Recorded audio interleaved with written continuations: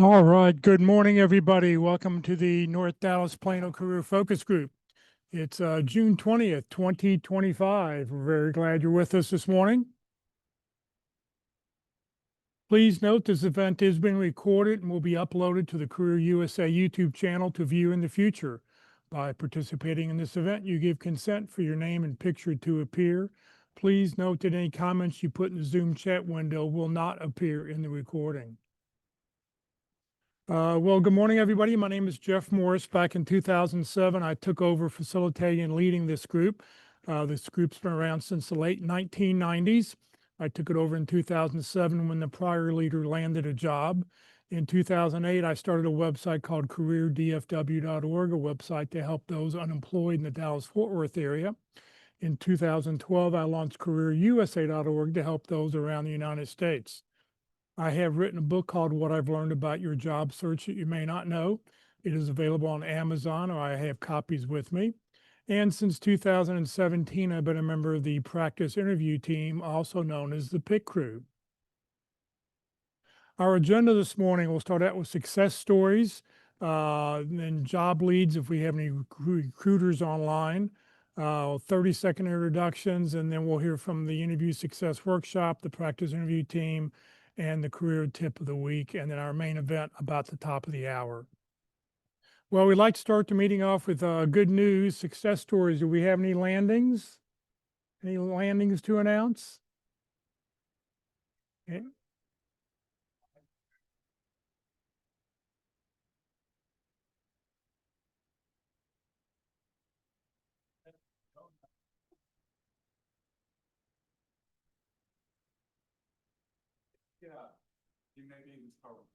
So we have somebody come in with donuts. All right. Well, when he gets through, we'll hear from them then. All right. Well, we'd like for everybody who's online, if you will, open up your chat window and put in your name, position you're looking for. Give us your email address, your LinkedIn address, phone, what city you're watching from. Give us 2 or 3 target companies you'd like to have help with.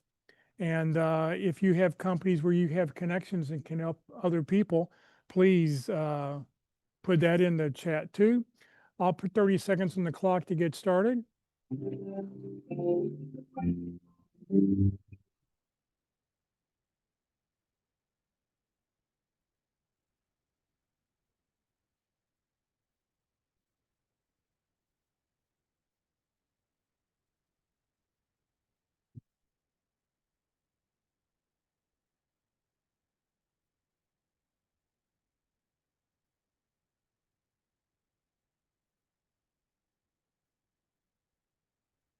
All right, please feel free to keep writing away. Well, somebody walked in with donuts. You want to come tell us your good news?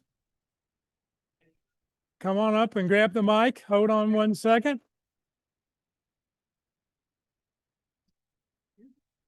Just grab the mic. Yep. Yeah, push that back a little bit. Here we go. Sorry for that sound.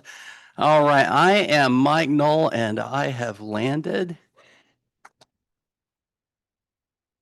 I am going to be an internal auditor at RTX Raytheon in McKinney. And I've been searching for about 10 months. Not just searching, but networking, learning, taking care of my family, doing some intensive training and certifications, and it all paid off. So how did you find the job? Networking. Well, I found the job by applying online, but I got the job through networking. You networked in with somebody who already worked there? Or Kind of the other way around. So I applied, and as it turns out, I knew somebody who was on the team already. okay. So I am not announcing this on LinkedIn just yet. So just to these groups. So we'll keep it inside this group. Okay. And from the time you found out about the job until now, how long a time was that? That was Tuesday. Oh, till I found out about the job. Oh, shoot. That was about 6 weeks, 2 months. Okay. So it took them a long time to act on my application. And then they interviewed me, and then they let me sit for about 3 weeks. And funny story, I thought, okay, I'm giving up on them. And I said, okay, I'm going to start beating the streets and be a consultant. I'm tired of checking my email all the time. So I went back to somebody I'd talked to about consulting before. And I said, okay, I'm ready to take this job. So now I've got a consulting job, which is not, it's not really going to be very taxing, but so now I've got really two. Nice. All right. So what have you learned from the process and advice you give everybody else? I think the best advice is as soon as you start looking for a job, connect with networking resources groups such as Career DFW. Listen to what they're telling you and do all the steps, even though you think, oh, that's not going to work. Do it anyway. Continue to grow. Don't be stagnant with your skills. Keep improving. So, and that's what landed me this job is the certifications that I got. Okay. Well, congratulations. Thank you for the donuts and Thank the you. treats. All right. Anybody else online? Yes, I just joined you. This is Dara.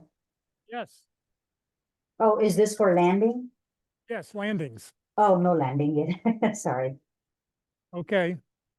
All right. Let's move on. We did the chat. All right. What we want to do now is get everybody's 30-second introductions. For those people in the room, come on up first. I'll let you go first, and then we'll get everybody online. So come on down.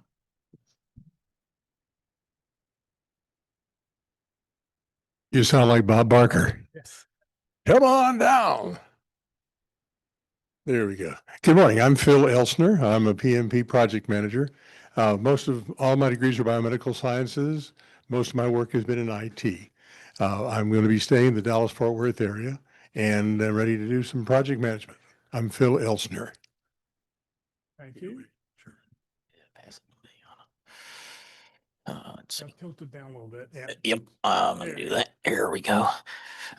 All right. Let's see. I'm centered. Okay, good. Good morning, everybody. My name's William McLaughlin, currently seeking a business analyst role and looking for contacts at GameStop and Dave & Buster's. Again, my name's William McLaughlin. Thank you. Good morning. My name is Michael Garber. I'm currently seeking a position as an IT project or program manager in the IT infrastructure space. My target companies are Ericsson and Toyota this week, and I've got contacts at Kyndryl. My name is Michael Garber. Thank you. Hello, I'm Kathleen Dixon, and I am looking for a VP or director position in sales and operations in the healthcare or senior living specifically. I do not have a target company this week. However, I have connections in Atria, Brookdale, Discovery, and a few of the other senior living, along with Total Wine and a couple of retail places. My name is Kathleen Dixon. Thank you. Hello, I'm Paul Hussar. That's H-U-S-A-R. I'm a Director VP of Customer Service Technical Support. People are finding me, so I've been very busy this week. I can help with contacts at LG. I'm Paul Hussar. Thank you. And my name is Jen. I am a sales and marketing director and a brand manager, and I am looking for contacts at Sazerac, specifically for Buzzballs, and Liqueur 43, and looking for that connection, which is Zamora Company. I have contacts at the Army Air Force Exchange Service, and have a great day. My name is Jenny Holcomb. Thank you. Thanks, Jenny. Good morning. My name is Rob Swan, spelt just like the bird. I'm looking for project manager or manager of operations roles. Target companies would be Keurig Dr. Pepper or Caterpillar, and I have contacts at Interstate Batteries. Again, my name is Rob Swan, and feel free to connect with me on LinkedIn. Thanks. Thank you, Rob. Good morning. My name is Michael Wilk. I'm looking for a senior quality engineer, quality lead, or quality manager position in aerospace and defense. My target companies include Raytheon, Texas Instruments, Collins, SNC, and Encore Wire. I have contacts at L3 Harris. My name is Michael Wilk. Thank you. Thank you. Thanks, Mike. Good morning. My name is Todd Haney. I am looking for roles in customer success and implementation. My target companies are Thermo Fisher Scientific and Motorola Solutions. I have contacts at various North Texas area school districts, and they really need people. So if you're interested, reach out to me, but reach out to me either way on LinkedIn. My name is Todd Haney. Hello, I'm Sean Toy. I'm a supply chain director. I'm looking for contacts at Dacra Pharmaceuticals. I have contacts at Alcon Laboratories and to a less extent Medtronic. My name is Sean Toy. Thank you. Good morning. My name is Sarah Taylor, and I'm looking for something in the mortgage loan industry. I need a contact at Supreme Lending. And again, my name's Sarah Taylor. Thank you. Good morning. My name is David Coward, and I'm looking for a senior client director position. I'm looking at, I'm targeting companies like Franklin Covey, Korn Ferry, Gartner, and Intuit, and I have contacts at Manpower Group, PwC, and IBM. Again, my name is David Coward. Hello, my name is Marja Webster. I'm looking for a senior IT manager position. I need contacts at Siemens and American Airlines. I have contacts at Williams-Sonoma and American Eagle Outfitters. Again, my name is Marjo Webster.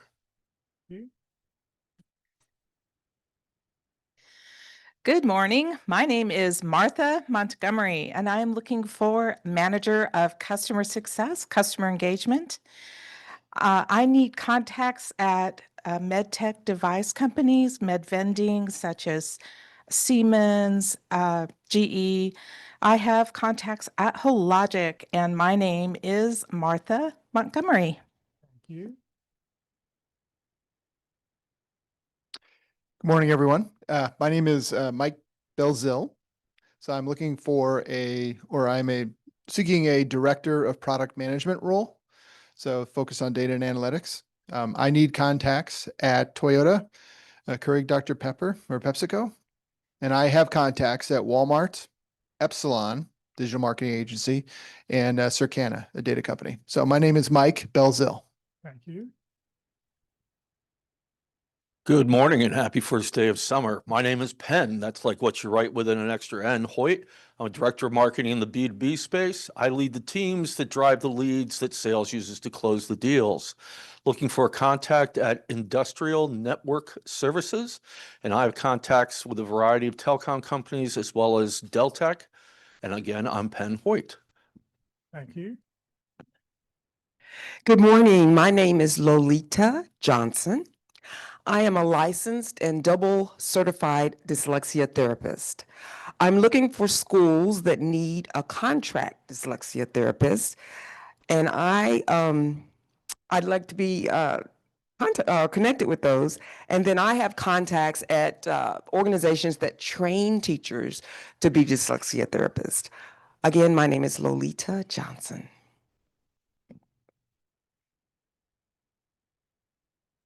Good morning. My name is Anthony Archery, Senior Retail Operation and Merchandising. I worked for Walmart for 16 and a half years. Again, Anthony Archery. There are two people down at the door. Can somebody run down and let them in? Thank you. Hi, my name is Eric Sokolowski. I am looking for a capital markets role at a real estate firm like JLL, CBRE, Cushman, or Marcus and Millichap. Well, I have some contacts in some banks like JP Morgan and Citi. My name is Eric Paul Sokolowski. Thank you. Great. Thank you very much. Yes, we have one more all the way in the back. Everybody else? We got everybody here? We have Nope. one more in the back, Jeff. Okay, well, she may not want to do it. So, all right, let's go online and get people online. Let's go with Casey Kellum. Hi, my name's Callum Keenan. I'm a quality manager and process improvement leader. I'm looking for companies in the aerospace and defense industry in the Metroplex. I have contacts at Elbit America. My name is Callum Keenan. Thank you. Brian McGovern. Hello, my name is Brian McGovern. I'm looking for either a HR coordinator or benefits coordinator position. So my target companies include Spectrum, Willis Towers Watson, Southern Glazers and Keurig. And let me take a moment to thank David Solkin for offering to connect me with someone at Baylor Scott and White. My connections include Korn Ferry, Mr. Cooper, and Hilton. And David Coward, I'm going to reach out to you because I definitely heard you say that you need someone at Korn Ferry, so I'll reach out to you after this meeting. Thank you. Oh, and my name is Brian McGovern again. Thank you. Louis Groover. Good morning. My name's Louis Groover. I'm the event guy. I'm looking for positions that start with event, meeting, or trade show and end with coordinator, director, manager, or planner, as well as account management and sales support positions. I need contacts at Cvent, Shepard Expositions, Merritt's, and Gartner. I have contacts at a plethora of companies. I have a vast network, so I heard a lot of different companies that you mentioned that I may have contacts at. So if you connect with me, take a look and see if I have any, and I'm happy to help you. Again, my name is Louis Groover, the event guy. Thank you. Don Jones. Good morning. My name is Dawn Jones. I am a quality manager with experience in risk and opportunity management. I turn complex challenges into clear, cost-effective solutions driven by data, relationships, and results. I, of course, put my info in, welcome the opportunity to connect. I am interested in Corning, Siemens, and Texas Instruments right now. I have contacts at Raytheon. I am Dawn Jones. Thank you. Dahira Patel. Hi everyone, happy Friday. My name is Dara Patel. I am looking for positions in product management, such as product owner, business analyst, product support analyst, or product analyst. This week, I need contacts at Citibank, Bank of America. Again, my name is Dara Patel. Thank you. Jason Irish. Good morning and happy Friday. My name is Jason Irish. I'm a financial services professional, still working my way through licensing to become fully employed at Thrivent Financial. I do have contacts at Thrivent, and as well as Schwab, Fidelity Investments, and several other financial institutions and banks. My name is Jason Irish. Have a happy Friday. Thank you. Kathy Dixon. Good morning, everyone. Happy last day of spring. I'm Kathy Dixon. I'm a senior technical writer with extensive experience documenting hardware, application, and system software, including APIs, installation, configuration, and user guides. I've also done runbooks, processes, and procedures. Kathy Dixon, senior tech writer. Thank you. Monique. Hi, my name is Monique Sakara, and I'm an IT project coordinator. I'm actually seeking targets at Meridian Link. My name is Monique Sakara. Thank you. Thank you. Nicole Duncan.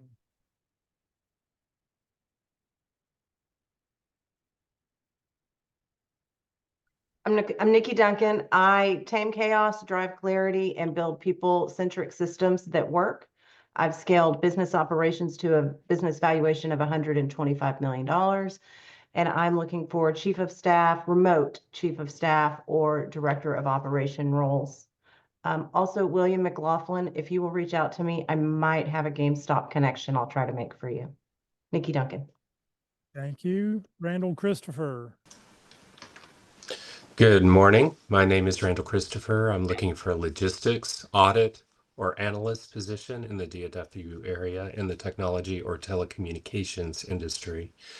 The target companies I have are companies like T-Systems, Honeywell, and Mitsubishi HC Capital America.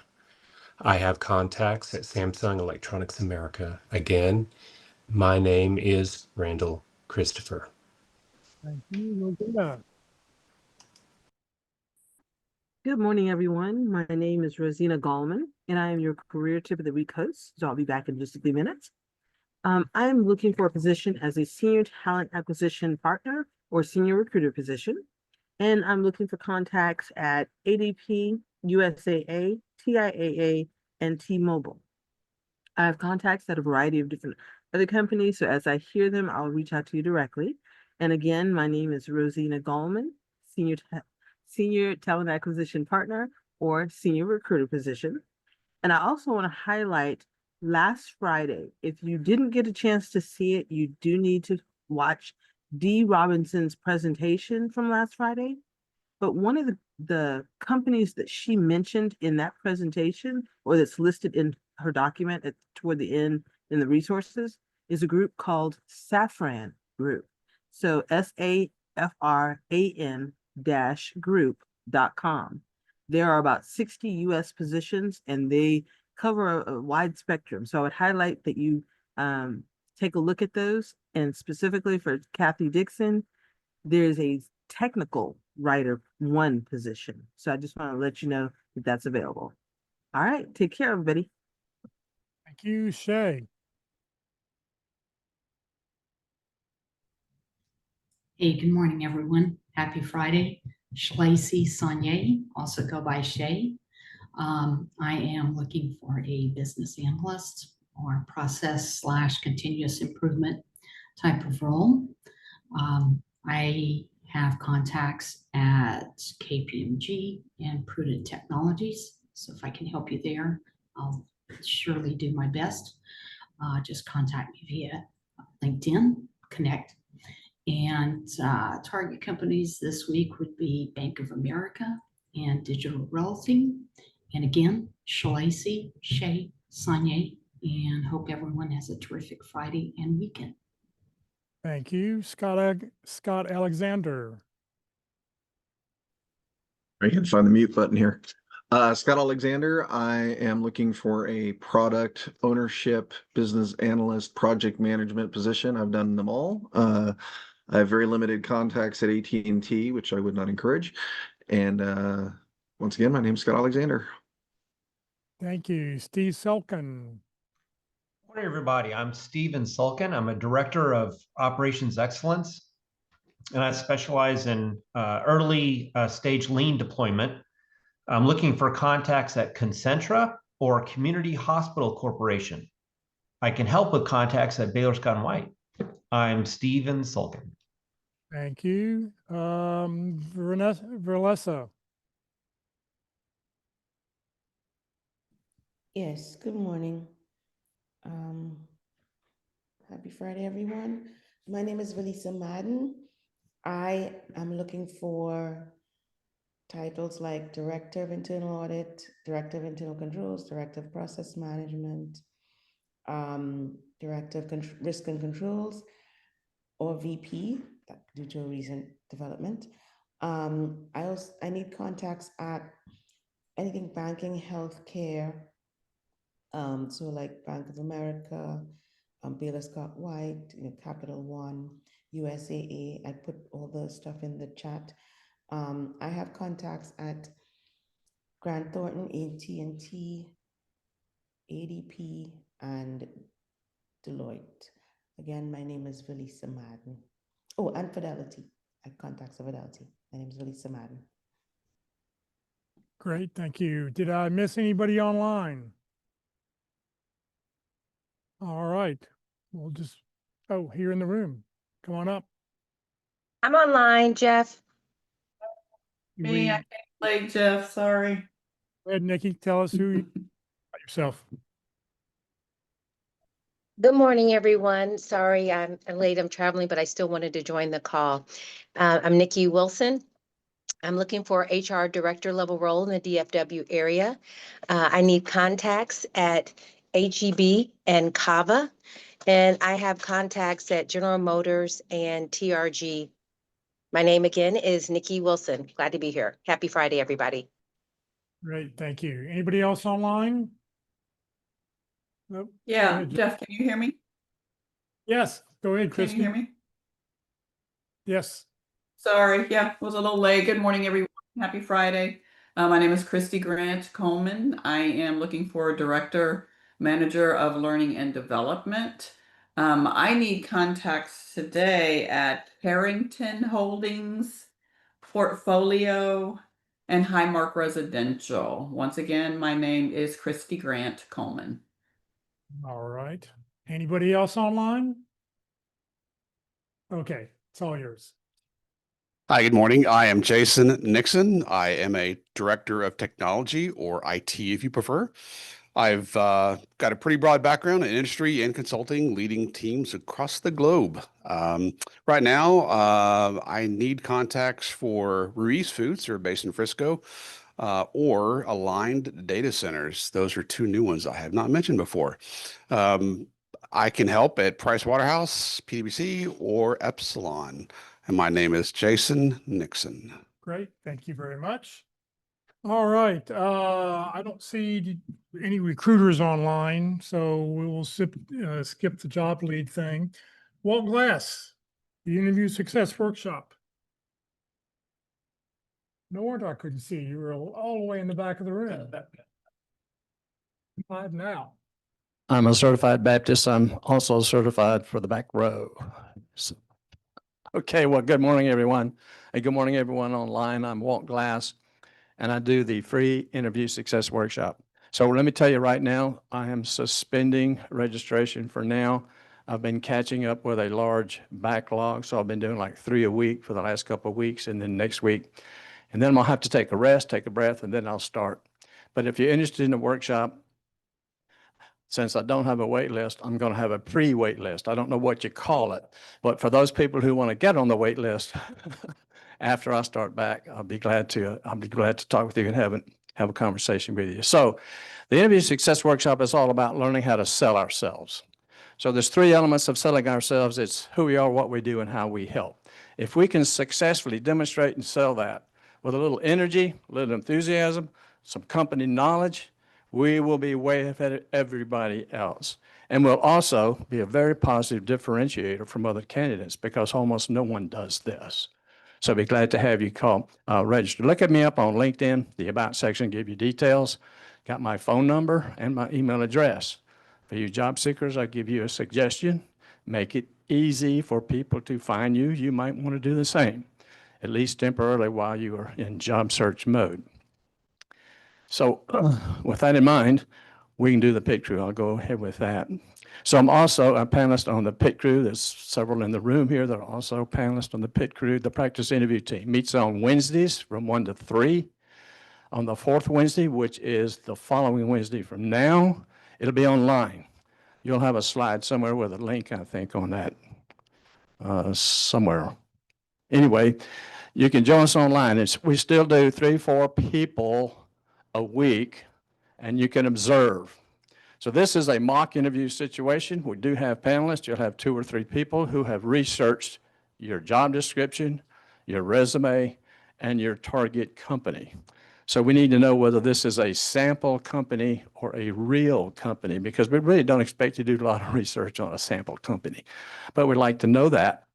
So, because that's going to make a big difference in your interview as well. Always look at the MVV. Anybody have any idea what the MVV stands for a company? Mission, vision, and values. If you don't know those and can't quote those in an interview, you're going to be just like everybody else. So some companies are kind of hard to find, but anyway, that's a career tip of the decade, okay? So when you join the pit crew and you come and practice with that, we have a saying called practice early, practice often. Many of us wait until the last minute to practice.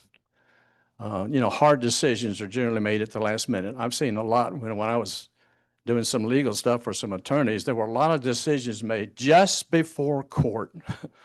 Right? And so, okay, it's decision time. We got to do something different. We don't want to go to court. So, and this kind of comes with our interviewing. So come and learn and enjoy. You get some great feedback. And as a participant, you also get to give feedback as well.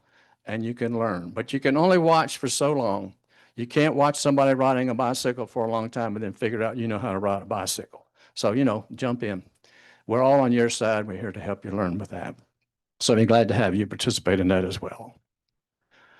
So for the pit crew today, does interviewing create anxiety that removes us from sobriety? So remove heartburn, come take a turn to rejoin the employed society. I am Walt Glass. Thank you. Thank you very much. All right, Rosina, the career tip of the week. Good morning again, Jeff, and good morning, everybody. All right, so this week's tip of the week, I'm going to continue probably throughout the rest of the month on teaching about hashtags and using hashtags in your job search. So with that said, this week's tip of the week is called The Non-Techno Geek's Ultimate Guide to Using Hashtags in Your Job Search. And this article is by Michelle Dumas. She is of Distinctive Career Services. So the power of hashtags in your online job search. Many people, even those who operate online businesses, might have a limited understanding of what hashtags are and how effectively to use them. However, in today's highly competitive job market, leveraging every available tool, including hashtags, is crucial to your successful online job search. So what exactly is a hashtag? A hashtag is essentially a label or metadata tag used on social media platforms and microblogging surfaces.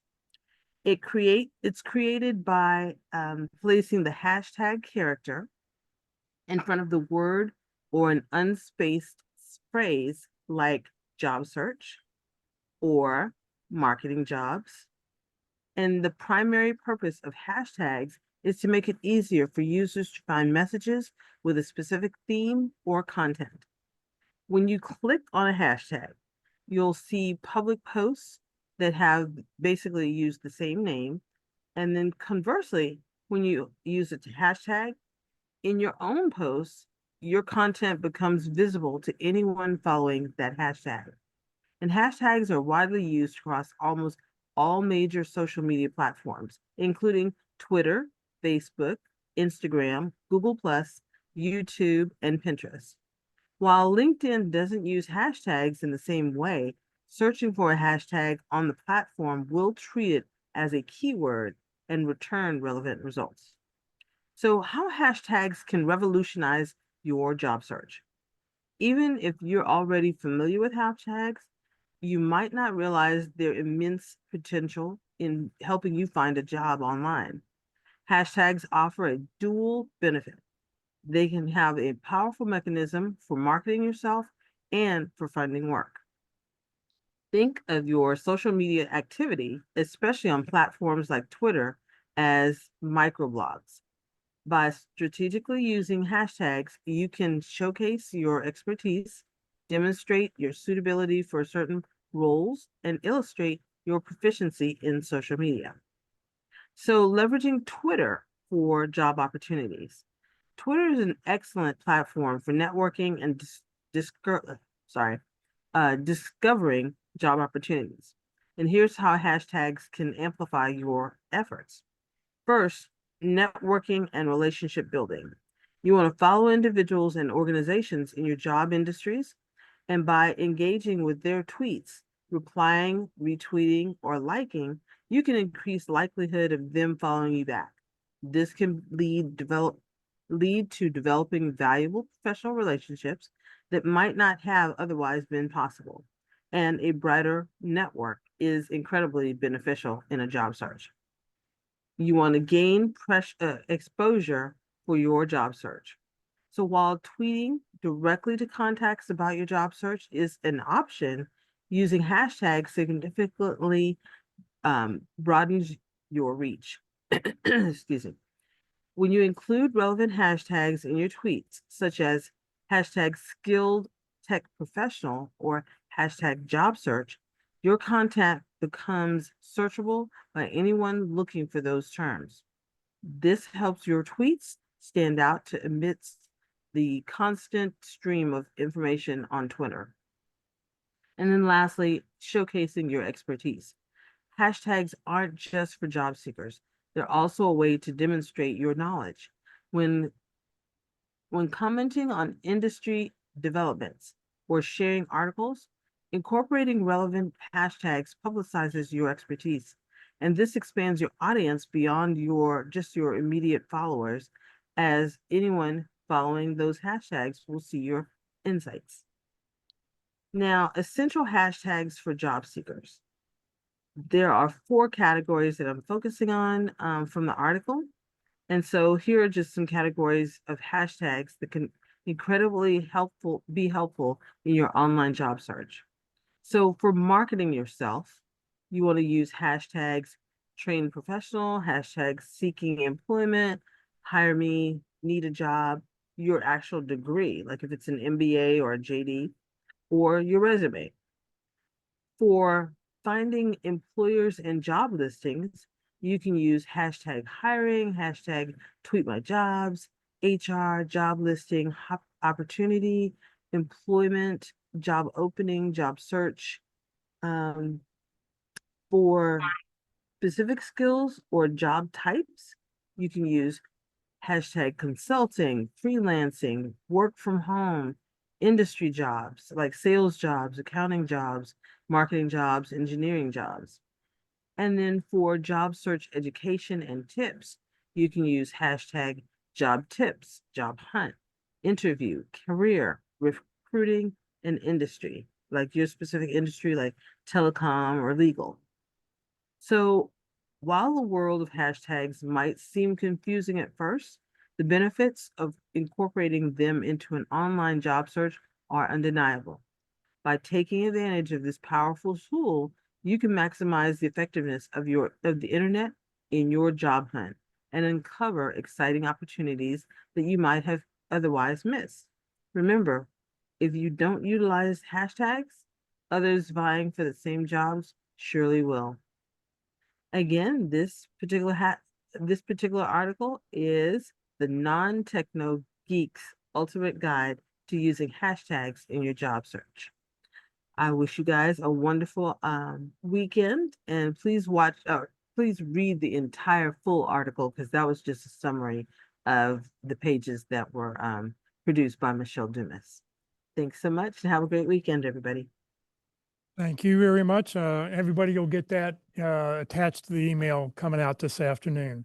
Today for lunch, we're going to go to Jason's Deli. So join us at 11:45, 4801 West Parker Road, just on the northeast corner of Parker and Preston. So join us at Jason's Deli. We'll take a hand count and see how big a table we need to get. All right, if you want to receive today's materials, we'll provide a follow-up. You'll get a follow-up email to everybody who's attended. You'll get the speaker's presentation, a link to the YouTube Career USA recording. You'll get a copy of the career tip of the week, all the details. You'll get a copy of the Zoom chat if anybody put comments in for links for anybody. To make sure you get it, for those who are in person, either make sure you've checked your name off on the roster there, and for everybody who's brand new, make sure you've legibly filled out a piece of paper so I can read your information and get you added to the roster. All right, we are waiting up. I see Tony as we've got Tony online now. Let me make him co-host. All right, it's time for our main event. We'd love for you to turn on your camera. Our speaker today is Tony Beshara. He's the owner and president of Babbage and Associates, one of the Texas's oldest recruiting firm, is established in 1952. Tony's assisted over 10,000 individuals in securing jobs. Babbage and Associates constantly ranks as one of the top contingency firms and best places to work in DFW by the Dallas Business Journal. He's interviewed over 26,000 professionals, collaborated with over 23,000 hiring authorities, and contributed over 100,000 successful job placements. His company actually got me my last full-time job. So I'm always a big proponent of Tony. So Tony, thank you for being with us, and I'll turn it over to you. Your mic is muted.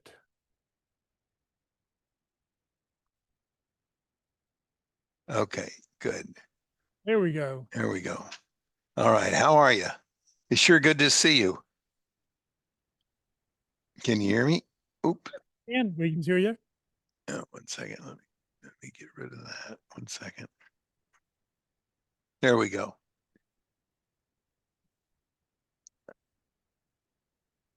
Can you hear me now? We can hear you. Okay, very good. All right. So I'm ready when you are. Okay. It's all yours. All right. You want to start the flip the screen? Yep. I'm trying to get to it. Here we go. Okay. We're going to talk about the mistakes that people make in their resumes. And this has been, I got in this business when the way we delivered resumes was the mail. Either candidates dropped their resume off in person, or we sent it via the mail. It was before fax machines, before the internet, and for goodness sakes, these mistakes haven't changed a bit.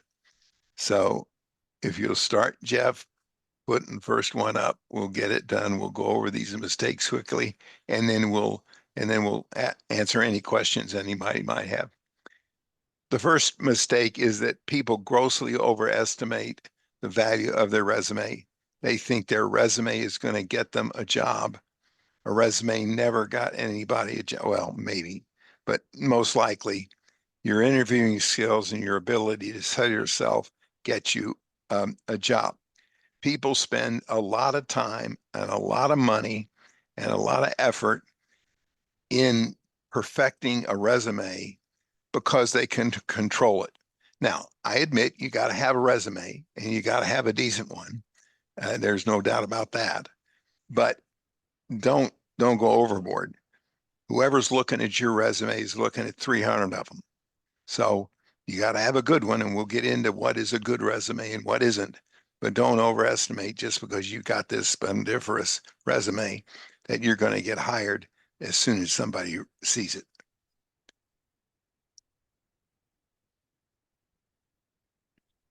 The average resume doesn't get read. The average resume is scanned in 10 seconds. If people don't see what they want or what they think they want or what they like, it's pitched.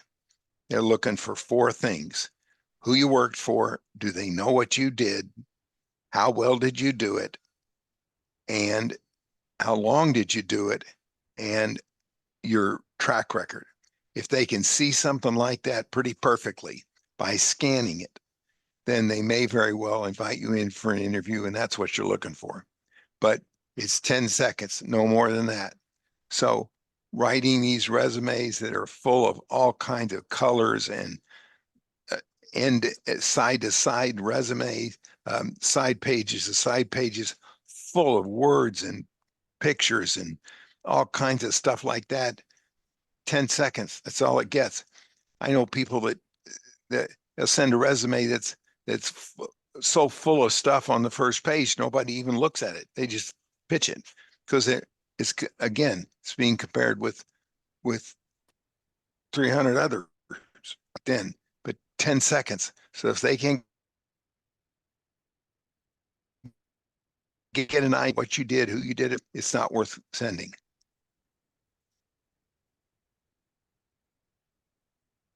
And then again, now this is a little bit outdated. People underestimate the number of resumes a hiring authority reviews. I know now that LinkedIn, at least in LinkedIn, usually tells you how many resumes that a job posting has received. That's only been the case in the last year or so. But you can imagine you can look at it and you can tell that they've gotten 200-300 resumes. What ends up happening is 60, I'm going to go into it again, but 60% of the time, the people that are scanning those resumes don't necessarily know what they're looking for anyhow. They get told by somebody to look for this, to look for that. Once they have what they consider to be an adequate number of resumes, they stop. So you don't know whether your resume is going to be looked at or not. They get a handful of resumes and then they decide to stop looking. Your resume might get lost in the pile. It might not even be looked at all by a human eye.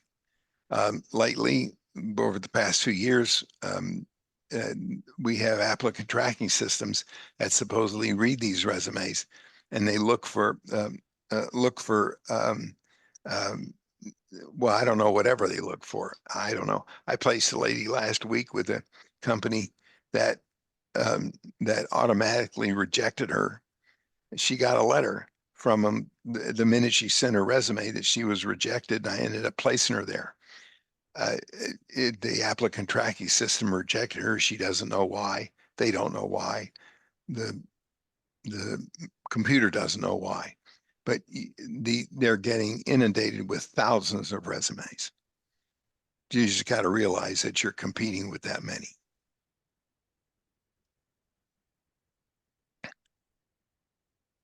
Oh, yeah, I mentioned it, but people are overestimating the people that are reading or looking or scanning your resume. 60% of the time, the people that are scanning the resumes or picking them have nothing to do with the job. They don't know anything about it other than what somebody tells them. They don't have any relationships with the job. They don't know the gray areas. They don't know the ins or the outs of the job. It's rare that the hiring manager is doing the screening of the resumes, and so that's why you've got to make sure that your resume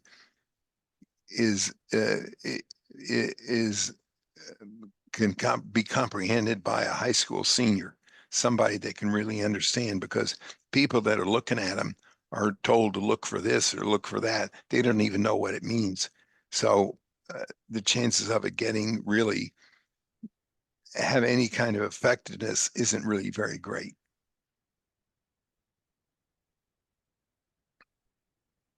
Yeah, people write the wrong content in their resume.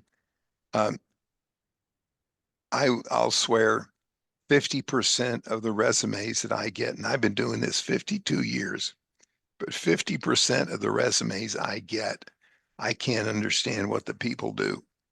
I work in sales and in primarily high-tech sales. I'll swear that if I didn't know some of these companies, I wouldn't even know what some of these people sell. They don't tell me. They don't tell me how successful they were. They don't tell me what they sell. I call them up. I say, you don't say on your resume what you sold. They give a XYZ company, and they expect everybody in the world knows what XYZ company is. And inevitably, I get the same answer when I say, you don't tell me here what you sell. They go, oh yeah, I guess. And so you got to make sure the content explains what you do, who you did it for, and how well you did it. So simple that anybody that would not know what you did and who you did it for could understand it. Oh, formats. I got one the other day. The guy put his contact information on the third page of his resume at the bottom of it. If he didn't call me, I wasn't going to call him, because I glanced over the resume. I thought, yeah, this is the kind of guy I need to see. I spent maybe a minute looking for his contact information. I couldn't find it. I pitched it.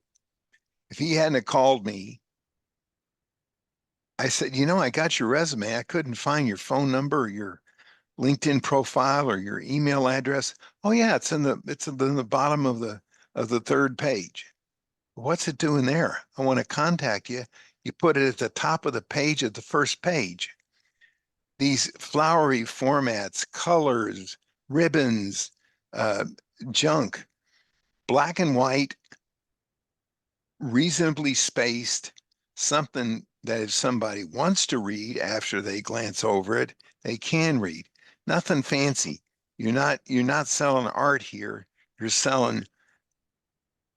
I've known people. Well, I've not considered resumes simply because people try to get too fancy, thinking it's going to stand out, and it doesn't.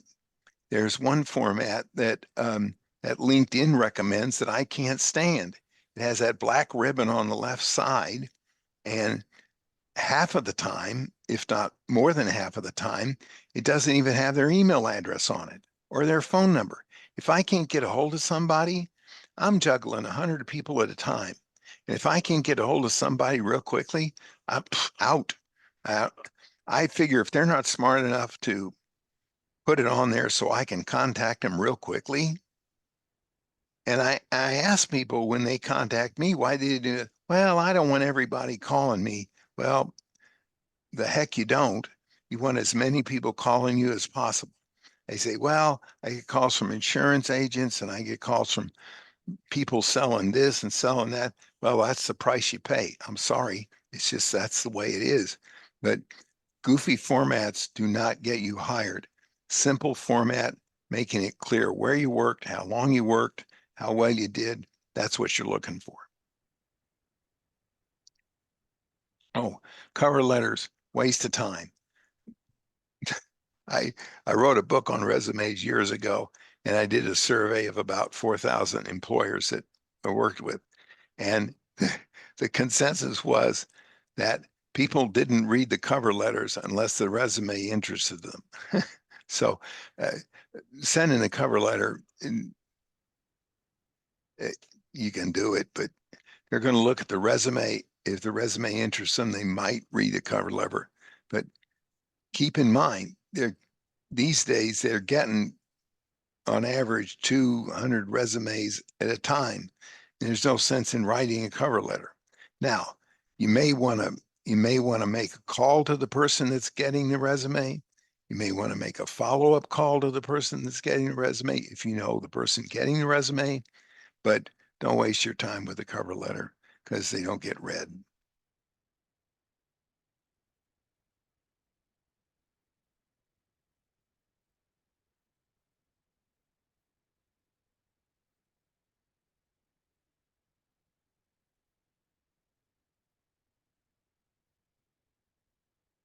Jeff, who? Oh, we lost contact. They were back. Oh, all right. Let me go back and Sorry. there we go. If you want to talk cover letters again, that'd be great because we didn't get that part here. Oh, you didn't? Okay. When I said about cover letters are normally a waste of time. I wrote a book a number of years ago about resumes, and we surveyed about 4,000 employers, and 60% of them said that they didn't even read cover letters.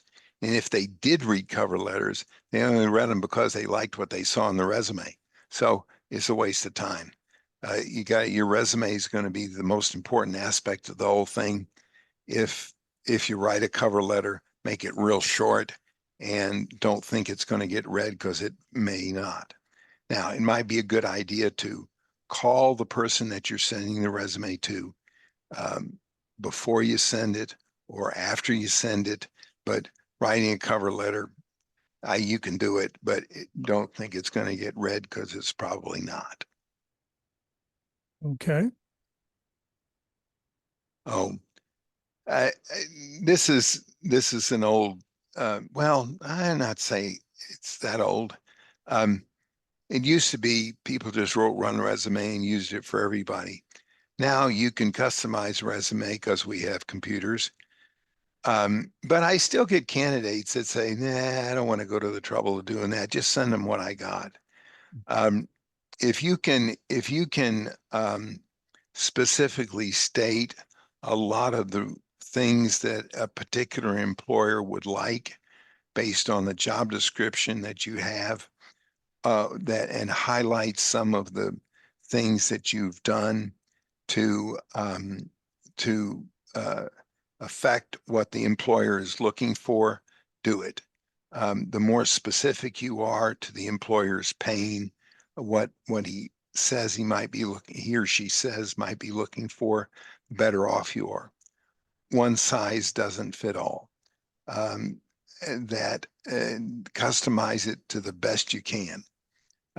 Doing research on the company, doing research on the particular job, the more of that you can do and the more of that you can customize your resume to fit it, the better off you are, because one size doesn't fit all. Now that does get tiresome. It does get really old, especially when you're trying to when you're sending 100 resumes, make them all pretty specific, but that it may make a difference, and don't think that one size does fit all, because it doesn't. Oh, length. 2 pages is still about the most folks are going to scan. I wouldn't waste my time with objectives or summaries. Your objective, they don't care about. They care about their objective. Summaries don't get read. The big danger in summaries, I've had a lot of people over the years, and they still do it. They take the successes they've had and put them in the summaries, and they're not specific to the jobs that they've had. And so a company, I got a resume one time where the candidate said in the summary, #1 salesman in the United States, but it wasn't related. He didn't know where he was the #1 salesman in the United States. I mean, was it last year, last week, 10 years ago? It turned out it was 10 years earlier. The successes that a person's had should be related to particular jobs that are on the resume. So put them under the tied to the specific jobs that you list on the resume. Don't summarize them, because they don't relate to anything by themselves. To be the #1 in anything, if it doesn't relate to when and where and with who, doesn't mean anything. And again, objectives, nobody cares about your objectives. They care about their objectives. I think they're a waste of time, and nobody reads them. They go right to the dates and the titles and things like that. Be careful of dates. This is always a bugaboo. A lot of people will cover up dates by putting years instead of months. I think that's pretty well accepted now. It used to be, if a lot of times, if an employer didn't see particular dates of months and years, they would discount it, because 19 or 2025 or 2023 to 2025. That could be 12 months. That could be 24 months, you know, and a lot of times people will ask specifically if they don't see specific months, the years, months and years, they get concerned about it. Titles, be careful of inflated titles. A lot of times people will put down inflated titles of they might be vice presidents. I run into this all the time in sales. A lot of times people make everybody a vice president so that they can get into the see somebody to make a sale, and they're applying for sales jobs, but they put down their title as vice president. Well, a hiring authority will look at it and go, I'm not interested in hiring vice president. I'm interested in hiring a salesperson. So they just pitch it because of the title. Or they have crazy dumb titles like hostess of perpetual order or something dumb that nobody knows what it means. And don't do that. And I'm surprised the number of times I have to tell people, just put down salesperson. They go, well, that's not my title. I go, well, I don't care if it's not your title. That's what you did. That's the title we're giving you because we're trying to get interviews. It doesn't matter what your title was. It matters whether putting that title down is going to get you interviews or not get you interviews. And so be careful of that. Just because it was your title doesn't necessarily mean you have to use it. You can rearrange your title if it's going to stand in your way. Oh yeah, and then the wrong resume strategy. Resumes, the strategy that most people have is, I'll send my resume and I'll get an interview because I'm perfect for the job. If I hear it once a day, I probably hear it 10 times a day. Well, Tony, why can't you get me that interview? I'm perfect for that job. Well, there's a difference between being able to get the job and being able to do the job. I tell people all the time, 60% of my candidates can probably do 60% of the jobs I have, but they're not going to get the chance to do it because there are so many people available to them, to the employer on the market. The employer is likely to hire somebody that they feel like fits what they're looking for better. And the strategy of most people with a resume is they send it and they're going to get an interview. And that's the wrong strategy.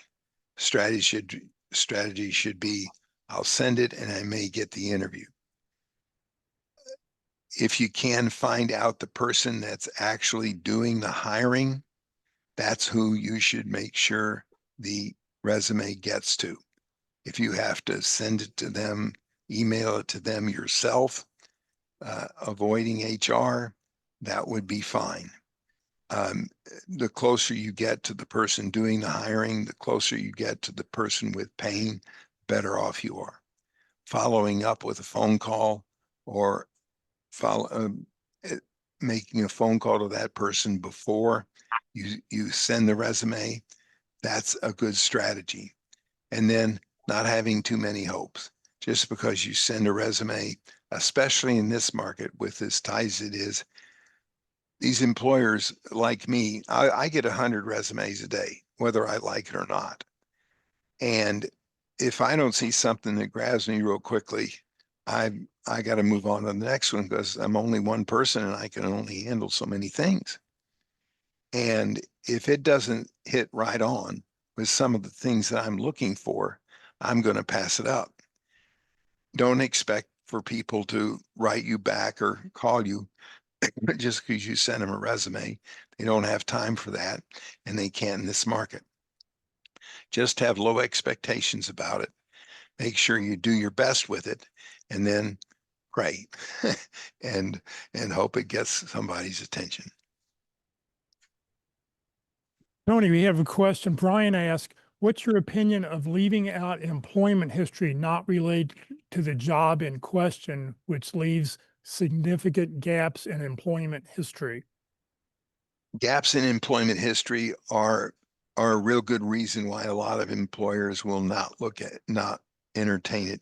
It gives you, employers are looking for just as many reasons not to hire you and not to interview you as they are looking for reasons to interview you and to hire you.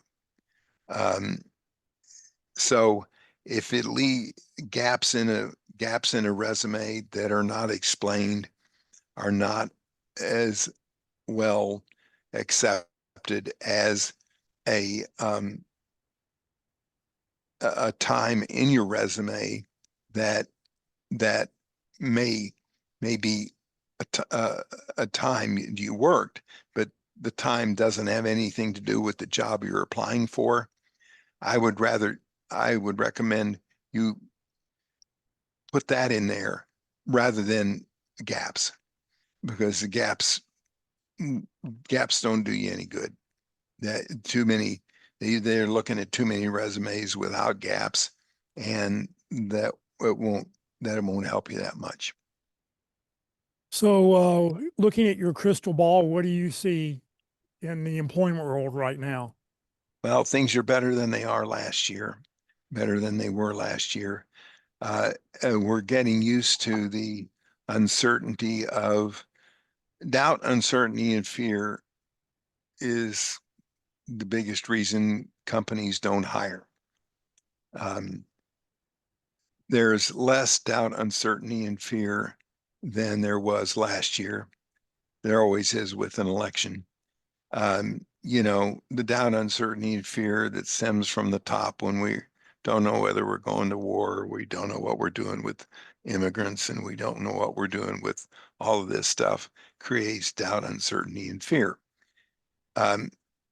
Companies are more apt to fill a job that's been vacated by someone than they are apt to expand. And when you get that, you get people interviewing and hiring to maintain rather than attain. So the company's attitude towards hiring is a little different. When we have expansion times, their attitude towards hiring is, well, if we hire one or two extra ones and they don't work out, it's no big deal. Whereas in this kind of market, they're just real careful about hiring anybody for fear that if it doesn't work out, they'll have to be doing it again. And times are a little tough and they're a little worried about it.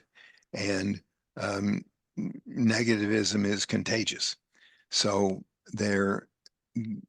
that's why even in your interviewing process that you're going through and things like that, you've got to be very positive and be sure that you communicate that you're not a risk, that you are going to be very positive for an organization and you're going to contribute really well. And that it's going to be a really good experience for the employer, and that you're going to do things for them that most other people can't. So it's still going to be a rough market, probably until the end of the third quarter, the beginning of the fourth. Okay. Questions in here? Questions, anybody? Let's see here in the question. Okay, I recently heard there was a lawsuit brought about an ATS overlooking a qualified candidate. I don't have the details. Have you heard about this and what impact it may have on employers relying on these so much? I have not heard of that. It wouldn't surprise me. It wouldn't surprise me. I have no idea how anybody would justify that, because the value of a candidate is so judgmental and so mercurial. I get candidates every day that can do a fantastic job for an employer and get told no all the time. And I've not heard of that. These ATS systems, I don't know how they work. I don't know how they go about.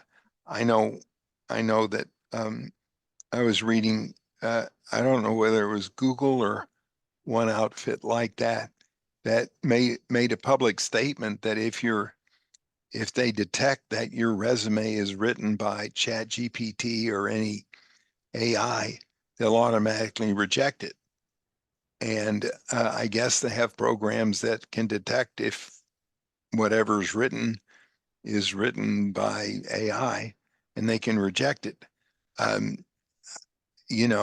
stranger things have happened, but I've not heard of anybody suing anyone for something like that, although it wouldn't surprise me. Any questions in here? Anybody online have a question you want to ask Tony? Let's see here. Kevin says, you mentioned not expecting a response from a resume. I've had instances of no responses for many weeks after 1 or 2 interviews. Why does this seem to be more acceptable? Because people are rude. And they're ambitious, lazy, selfish, impetuous, vain, and ignorant. And they always will be. It's sad. It's always been that way since I got in this business in 1973. And it's just, they're rude. I don't think people mean to be. I don't think people start out thinking that they're going to be rude and mean. They just are. They get so busy and wrapped up in what they do that they just don't communicate. And I have it happen, and I'm a go-between, and I'll get a candidate to the finish line, and they'll just not call me, or I can't get a hold of them, and it just goes away. Well, I've been doing this long enough to where I can read it pretty quickly, and it's just the way things are, and it's not going to change. When that happens, put them on your prayer list, pray for them, because they're probably having a rough time. Hey, I can't tell you the number of times I've had employers interview a number of my candidates, and then I don't hear from the employer, and I call and call and call. Now I find out they got fired. And a week after they interviewed all these people that they were supposedly gonna hire someone, and they got fired themselves. So that's a good reason not to be heard from. But you don't know the reasons, and you just got to bless them and move on. If you ruminate over it, it destroys and hurts you, and it kills a little bit of your determination. And you best give them the benefit of the doubt and figure they're, like Chardin said, they're spiritual beings acting human. And I have to tell myself that every day. They're just spiritual beings acting human. God bless them, and let them go. So when you get resumes every day and you scan through them and you go, oh, I want to talk to this person. When you call them up, what are you expecting? What are the good things that interest you more? I expect them to be able to get a hold of them, first of all. Just, I don't care if it's a day or two later. I just, I've been tracking one lady down for 3 days. And, she tells me she's looking for a job now. There may be emergencies in her family, and I understand that. But man, you tell me you need a job, and here I probably got an opportunity, and I've been 3 days trying to get a hold of you. I mean, come on, I'm here from 7 a.m. in the morning till 6:15 in the evening, and behind this desk, and I can't get a hold of you. I mean, it tells me, well, I don't know what I just reservation until, or reserve an opinion until I hear from her. But if you send me a resume and you've got something that I need, I expect to hear from you pretty rapidly. Okay. Christy just wrote, she said she just read about the age-related class action lawsuit against Workday. Says the claim is that Workday discriminates against job applications age 40 and above. So there was something out there, I don't, Yeah, yeah. What about There, the older, the there, older, hiring is discriminatory. There's always been discrimination ever since I got in this business. I got in this business when I was 25. I'm 77 now, and there's some people, our average age over here is 61. There's some people that are hiring people that like that. I I I refuse to get excited about that because it's going to happen, and I don't give a damn. If they're not going to hire you, they're not going to hire you. And if they're not going to hire you, it's normally not as much because of your age as you think it is. It's just that you think it's because of your age, because you're sensitive to it, and you can't think of anything else other than that. And so people think of that. So find somebody that will hire you, um, and not worry about it, because there's nothing you can do about your age. And if somebody's going to not hire you because of that, you got to try to find somebody that'll hire you and not have anything to do with it. And my personal opinion of that is suing over that is ridiculous. I even if they prove it, I mean, it isn't going to change the way that a company does things. And I get companies all the time that tell me, even though they're not supposed to, we really want somebody that's in their 30s or in their 40s or whatever. But I had one the other day that tells me that they love people over 50, and we love them here over 50. I like people to enroll hard and put up wet. I'd like them to have a lot of experience. So when they come into our organization, provided they fit all the other things, they've been in business and you know what people like in business, and you know what it's like to hire people and to teach people and things like that, because that's part of what we do. The average recruiter in the United States is 30 years old. Now, I want to say this respectfully because I was 25 when I got in it, but how much business does a 30-year-old know? I mean, how can they talk about running a business or helping somebody out with their business when they're 30 years old? A lot more likely that a 60-year-old knows more about business than a 30-year-old does. So, if somebody's not going to hire you because they think you're too old, pray for them and move on to somebody else. All right, Don asked, what's your perspective on only focusing on the last 10 to 15 years of experience on a resume versus including a comprehensive experience? I think that's reasonable. If it's reasonable if it gets you in the door. Of course, if you do that, then you have to not put down the years you graduated from college, and then you're going to get asked that, and it might get you in the door. I don't feel one way or the other about it.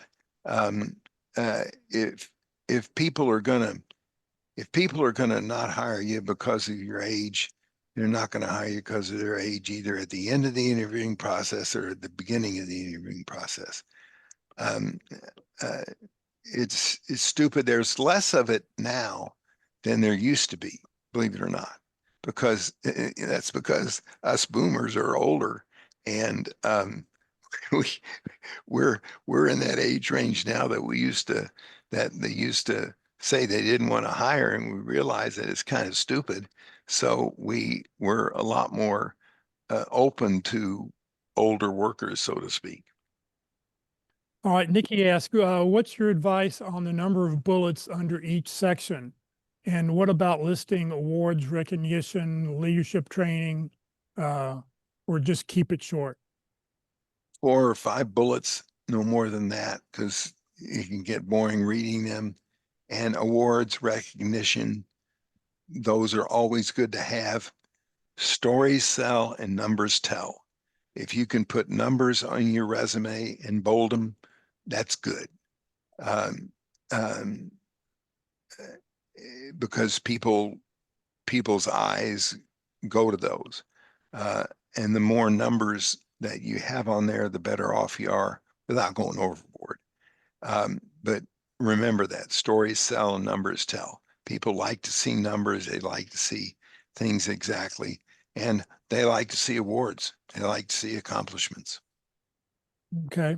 Verlissa asked, can you share some red flags for identifying fake recruiters? There seems to be an increase in fake recruiters who are either bots or real people, but they're not recruiting for real jobs, and they're just trying to add you to a database that they're building.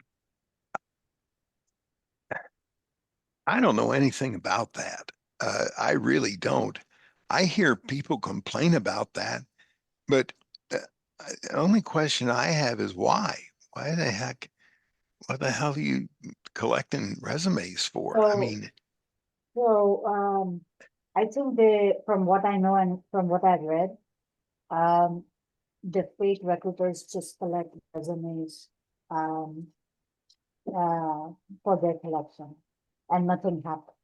And I've been through this several times. You apply on DICE, or there's a position on DICE, you apply and nothing happens. Or someone from DICE or maybe smaller vendor recruiting agency, they contact you, they say they have a position and they collect resumes, but nothing happens. And then well, by the evening when I call them to follow up, they're like, the position has been closed, or something happened to the position. So oh, like in the morning, you go about collecting resumes, and then by the evening it's closed. So that doesn't make any sense. well, 30 to 40% of the jobs that you see posted get changed all the time. They decide not to hire somebody because that's our statistic. You know, they call and tell us, we want to see resumes, we want to see people, we want to hire, and then they don't for one reason or another. And just that's human beings. They start out doing one thing and then they change their mind. Yeah. So it's not nefarious. It's just crazy. But Yeah. that's people. But as far as um, uh, jobs that don't exist and things like that, I've heard stories about it, but I've never seen it. And I don't know why people would do it.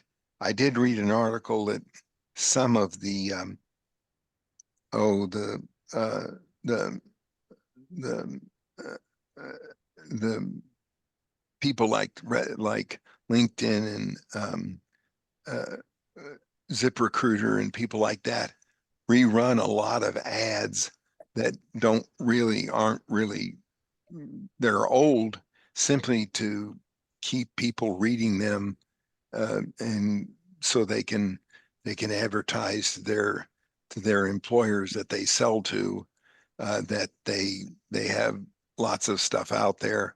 I could see why they would do that. They would run an ad that doesn't isn't exist anymore. But I I find it hard to believe that an employer would run an ad or do something like that for, I mean, why?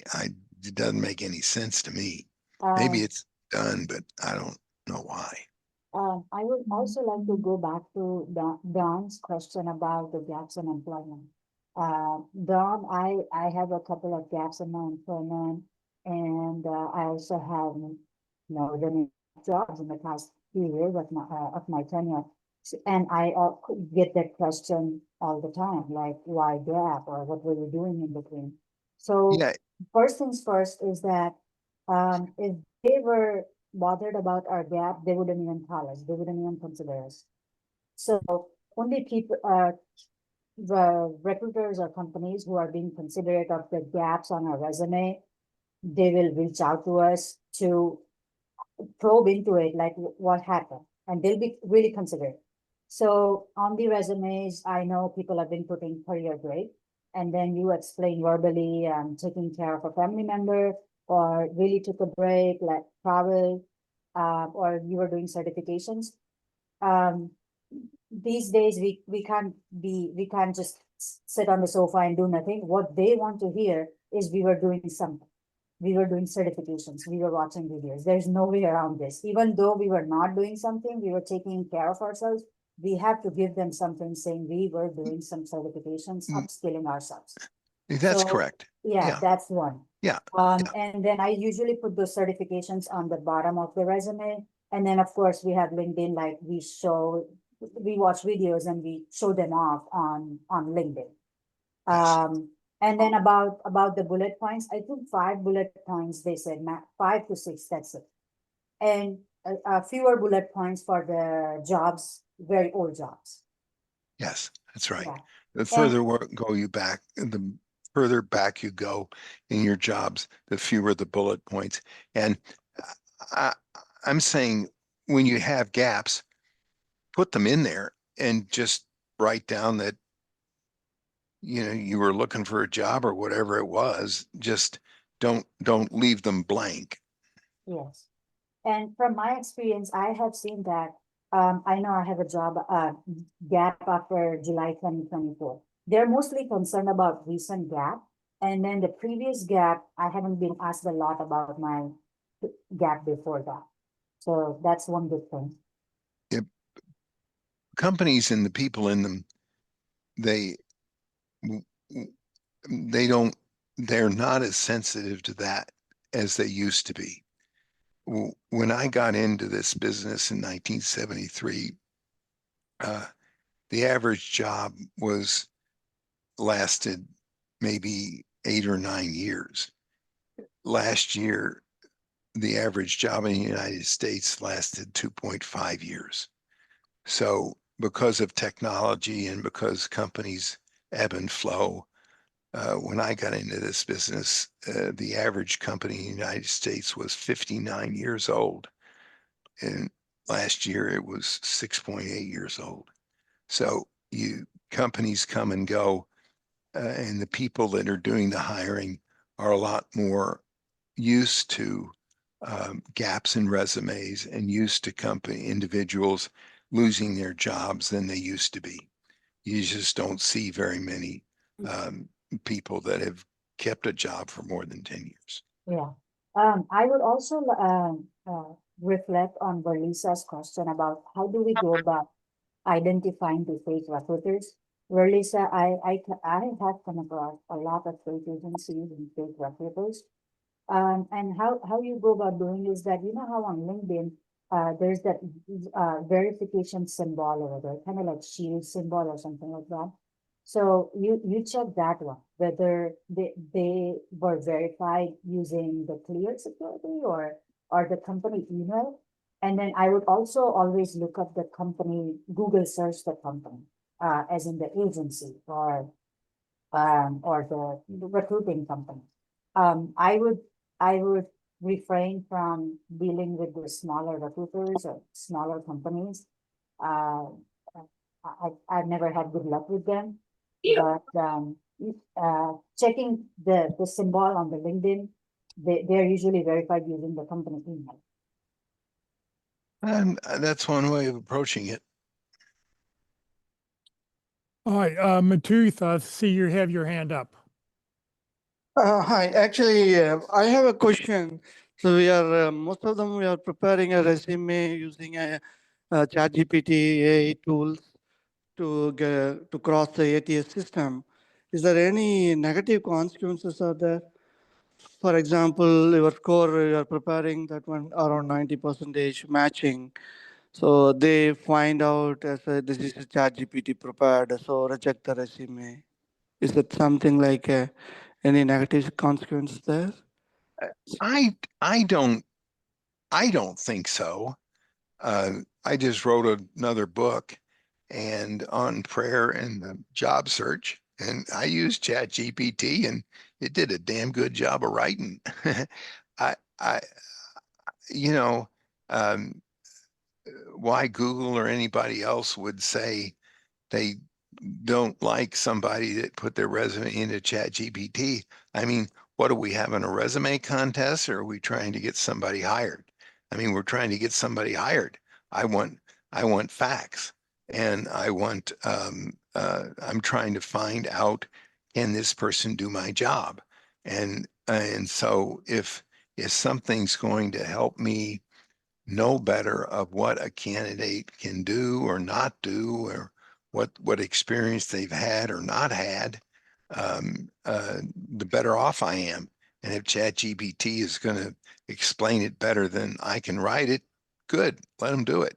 You know, um, I don't see the now ChatGPT has been known to not necessarily not necessarily lie, but doesn't it doesn't have truth in it all the time. But I'm sure that it's not lying intentionally. But but yeah, I'd use it. Okay. It writes better than I do. Right, okay. I got it. Yeah, we can use it. So I have the other side of the question. You mentioned resume summary and the core skill or the key accomplishment. Is that will be ignored, or that will be because I heard about only that half of the first page will be they are going to read and decide the resume to go further. So you said other Yeah, way around. they're going to scan it and make a decision. And I would put key accomplishments um, under the jobs that are associated with the key accomplishments, not the key accomplishments altogether in one in one paragraph. Okay, so first page really matters, right?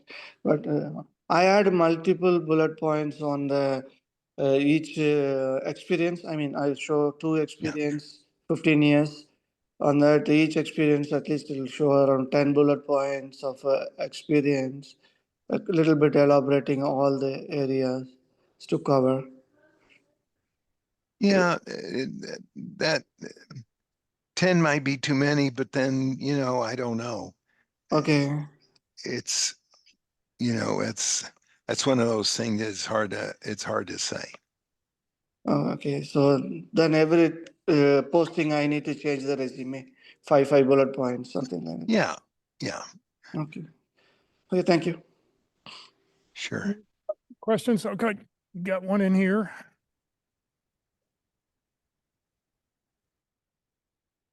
Thank you. Morning, Tony. Question, actually, one and then a twofer, if you will. Sure. Most of the people who are coming to Babbage and Associates and other recruiters, like us, are people who have had some work history. I don't think I see any new college graduates in the room. Do you expect that when somebody approaches you to help them find work, that they have a history of work and know what job they want to approach? Don't assume that at all. We've been getting college grads. College grads are having a rougher time this year than they've had in a long time. That's because the economy is tougher. We get them on all shapes, sizes, amounts of experience, and the market dictates what we end up placing. People have a tendency to think that recruiters decide kind of who they'll work with or who they won't, and that's not so. I decide on who I'm going to work with and who I'm not based on what my clients tell me they want and what my clients tell me they need. I've got one client that wants somebody that sold supply chain software to railroads. Well, I've got a bunch of candidates that have sold supply chain, but I haven't found very many that have sold to railroads. Well, that's what the client wants. Can some of these guys that have sold supply chain software do it? Probably. Are they going to get hired? No, because the client wants somebody that's sold to railroads. So we get dictated to by our clients. So we have to take as many candidates as we can and sort through them to fulfill what our clients tell us they need. And I probably explain at least once a day to someone that that our needs are dictated by our clients, not by us. I'd love to place everybody. Heck, if I'd place everybody, I'd have retired 5 years ago. I can't dictate that. So and it's not necessarily what a candidate wants, it's what is available to a candidate. And we have to try to help that candidate rationalize that out and work it out between exactly what they would like and exactly what might be available to them. Okay. Does that answer your question? Yes. A Okay. less experienced person in your job would not be able to do it, especially the next one I'm going to ask you, which is when we have people who don't have a work history, but, and this is one of the things we as volunteers in the networking world for years have told people, don't just tell me your name and what city you live in and that you want a job. But there are a lot of people who are now in the world that need a job and don't know what to be looking for. What used to be Texas Employment Commission or Texas Workforce Commission had a battery of tests they could give people to help them find that. I have no idea, but would like to know if you can help me figure out how do you help somebody figure out what kind of jobs, plural, they might be good at. I recommend lately, I've been recommending Apt AI. It's a aptitude testing. Aptitude testing's been around since about World War I, but it hasn't been as sophisticated. This Apt AI, APT.ai, it's artificial intelligence driven, and it's got 4 or 5 aptitude tests in it, and it's interactive. It actually talks to you and tells you what you're good at, what you're not. It even directs you to the kind of jobs that you might be good at, might not be good at, and describes those kind of jobs. And it's very reasonably priced. It's not very expensive. So many people try to find jobs that they have no aptitude for. And especially if you're trying to change careers or you're fresh out of school, I'm surprised that colleges don't do more in, it's a whole new discussion, but the colleges don't do more in helping people find out what their aptitude is, and what they would be good at and what they might not be good at, because they'll do better at it if they have an aptitude for it. So I think the first place to begin is aptitude testing.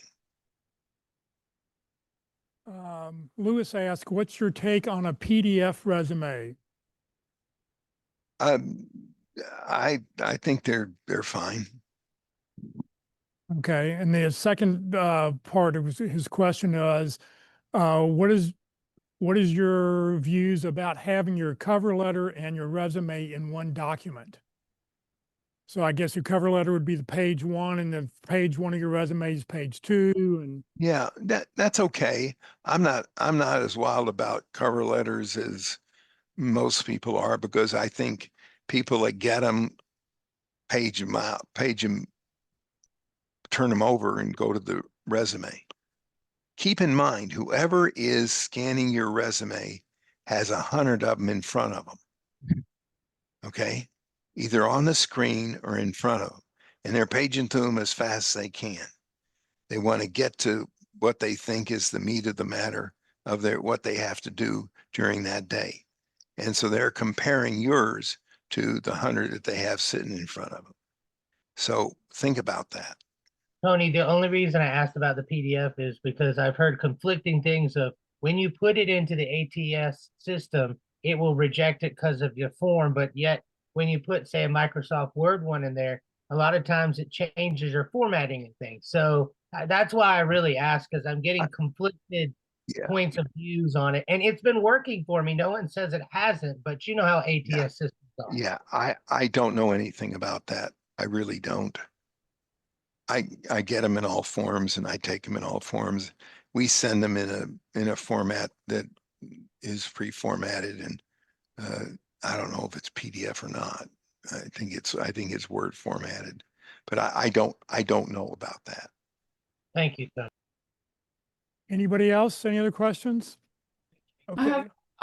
Jeff, before you go, for the last person who asked a question, I wasn't sure who it was, about a PDF. That's Lewis. That's I have noticed that, okay, I'm sorry. I have noticed that when I go to apply, the system will tell me what kind of documents it accepts. So it'll say, it will list a PDF or a Word, DOC or DOCX. So oftentimes, as long as you just follow what the application system is requesting, you'd probably be okay.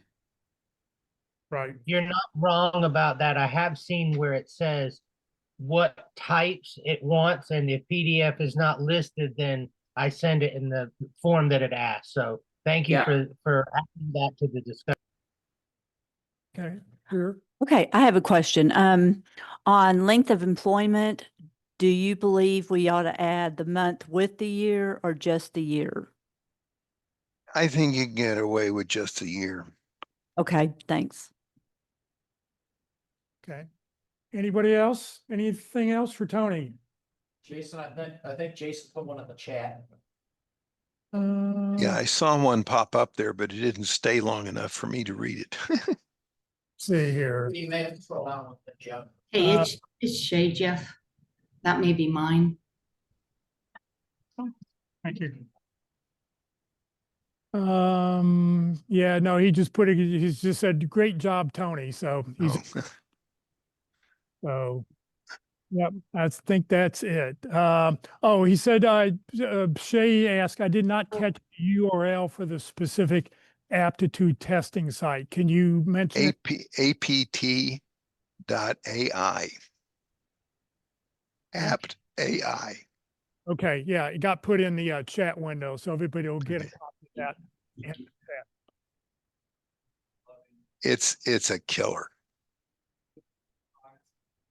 Oh, everybody in the room, they wanted me to pass along that they love your honesty with what you're talking about. So, Well, it's not necessarily what everybody wants to hear, but that's what's going on out there, and and everybody needs to know it. It's a tough world. It's harder than it's been sometimes. It'll always change, though. I've seen 11 recessions, and we survived them all, and somehow we all figured it out, and we'll figure this one out, and it'll get better. It always does. right. Well, thank you very much for your time. I really appreciate it. A pleasure. So you've gotten the last hour, you haven't had to go read any resumes. So afternoon. Thank you, Jeff. We gave you a break for an hour from looking at resumes. So. I appreciate it. Anytime. Good to have you back. I'm sure glad to see you're doing well.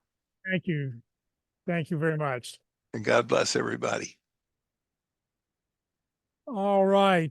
Next week, our speaker is going to be Debbie. Anybody know how to pronounce her last name? Raz.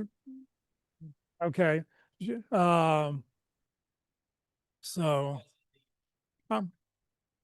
Okay, I'll have to figure it out. So getting referrals, who do you know? So that'll be our presentation next Friday. Let's see here, skip those. This video will get uploaded to the Career USA YouTube channel later this afternoon.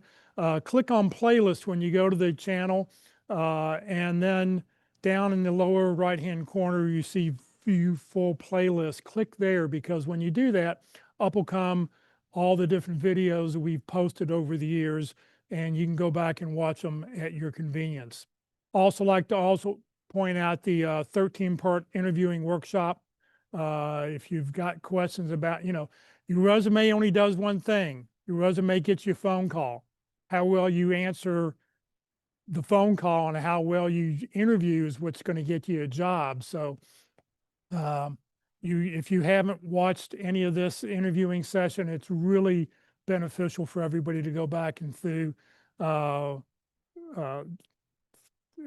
sessions. All right, next Tuesday, Terry Sullivan will be with us for LinkedIn Tuesday to tell us how to tell your key contacts and prospects who you are, what you do, and how you can help.